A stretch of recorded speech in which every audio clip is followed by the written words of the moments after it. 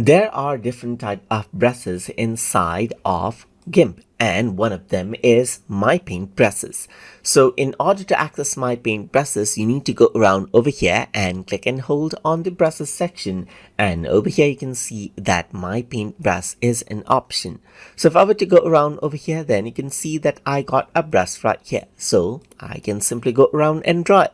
I can go around, utilize a smooth stroke and erase with this brush as well, and have no erasing effect as well. So once I do that, you can see that I can go around, change around the radius, change around the base opacity, and change around the hardness over here as well. So let's just go around and draw out, and that is what you have. So if I were to go around and click here, then you can see that there are different sort of my brushes. Like for example, there's one pixel brush right here, just like this. Let me just go around and change around the weight right here, just like this, change around the radius over here, and this is what you have. You got like a pencil over here, just like this, and so forth. So there's different sort of brushes, as you can see right here. Let me just go around, change around the radius, and then this is what you have right here. Change around the hardness, and you can see that this is what you have. So apart from that, you can see that I got this type of a brush right here. Let me just go around and change this out, more like an acrylic brush over here, just like this. And apart from that, you can see that there's different sort of brushes right here. So that these are simply different styles of brushes that you can utilize, as you can see right here.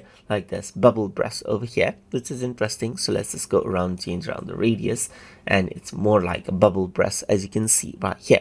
There's like a blur brush, as you can see right over here as well. So let's just go around and change it, and you can see that it simply blurs out, smudges things out together as you utilize this blur brush. There's more like a paint brush, as you can see right here over here as well, and there's more like a smudge brush, just like this as well. Airbrush is there.